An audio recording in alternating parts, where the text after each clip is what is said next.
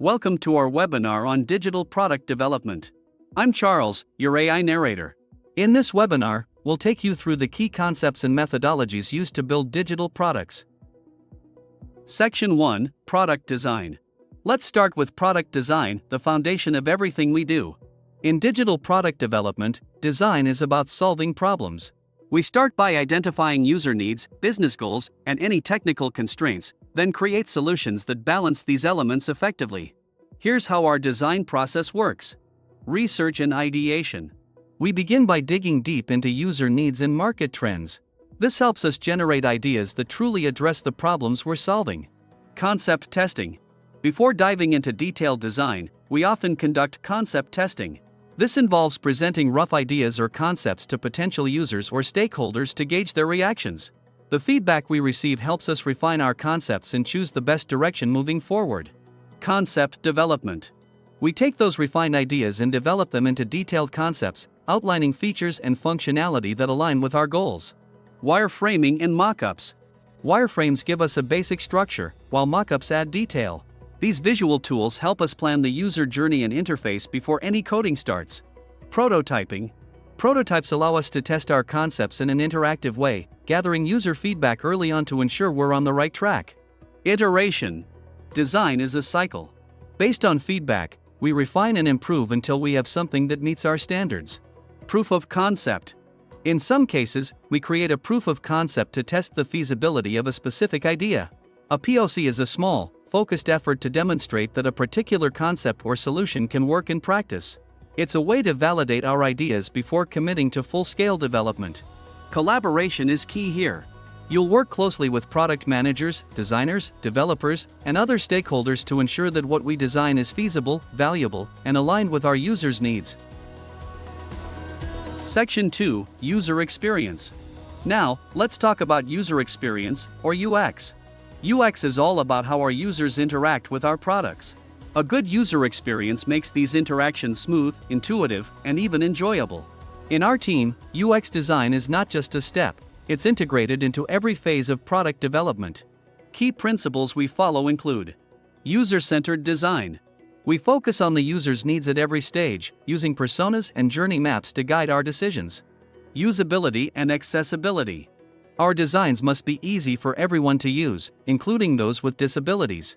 This means adhering to best practices for usability and accessibility. Consistency and simplicity. We keep our designs consistent across the product and strip away anything that doesn't add value, making our products simple and straightforward to use. We use several tools to facilitate UX design and collaboration. For example, Figma helps us create interactive prototypes, and Miro is one of the tools we might use for brainstorming sessions and mapping user journeys. However, these are just part of a broader toolkit that also includes tools like Confluence for documentation and Jira for tracking tasks. Our UX process involves empathizing with users, defining their problems, ideating solutions, designing interfaces, and testing them with real users. The feedback we gather is crucial, allowing us to continuously improve the product. You'll be involved in everything from user research to testing. You might collaborate on personas, help refine wireframes, or gather user feedback. Understanding UX will be crucial to your success here, as it directly impacts how well our products meet user needs. Section 3, Agile Methodology. Next up is Agile Methodology, which is the backbone of how we manage our projects. Agile is all about being flexible and collaborative. Instead of planning everything up front, we work in short cycles called sprints, which allow us to adapt quickly to changes and continuously deliver value. Here's how Agile works in our team. Roles. We have a product owner who prioritizes work based on value, a Scrum Master who ensures we follow Agile practices, and a development team that collaborates to deliver each sprint's goals. Sprints. Sprints are typically 2 weeks long. At the beginning of each sprint, we decide what we'll focus on, and at the end, we review what we've accomplished. Daily stand-ups. Every day, we have quick meetings to check in on progress and tackle any obstacles. Sprint reviews and retrospectives. After each sprint, we showcase our work, gather feedback, and discuss what went well and what could be improved for the next sprint. To help manage our Agile processes, we use tools like Jira for tracking tasks and Confluence for documentation and collaboration. Agile allows us to stay responsive and deliver high-quality products. Section 4, Sprints, Epics, and User Stories. Now let's break down sprints, epics, and user stories, the building blocks of how we organize and prioritize our work. Sprints are our short, focused periods of work, usually lasting 2 weeks. During a sprint, we tackle a specific set of tasks that contribute to the overall product. These tasks are guided by epics and user stories. Here's the hierarchy. Epics. An epic is a large body of work that we break down into smaller pieces. It represents a big feature or objective. User stories. User stories are bite-sized descriptions of features from the user's perspective. They usually follow the format, as a user, I want, feature, so that, benefit, tasks. Each user story is broken down into tasks, which are specific actions the team takes to implement the story. For example, an epic might be improve user account management.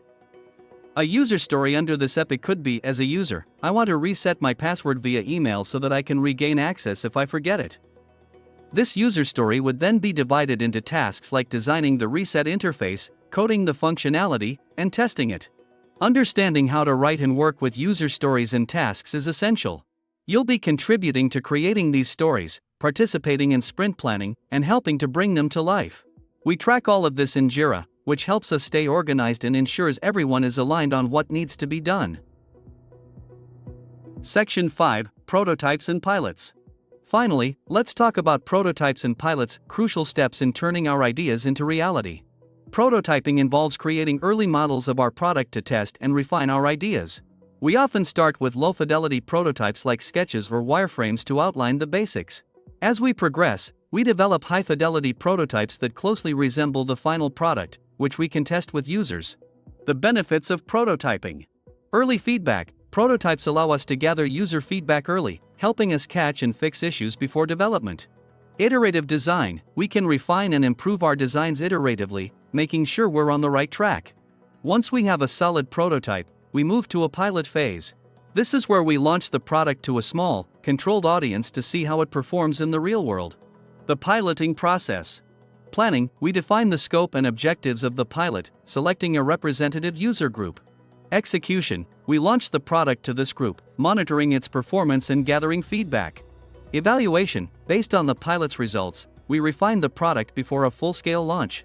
Your role. You might be involved in building prototypes, conducting user tests, or analyzing pilot data. These steps are where ideas become tangible, and your contributions will directly impact the final product's success. Conclusion. As you settle into digital product development, remember that collaboration, communication, and a willingness to learn are key. Thank you for joining us, and go make something great.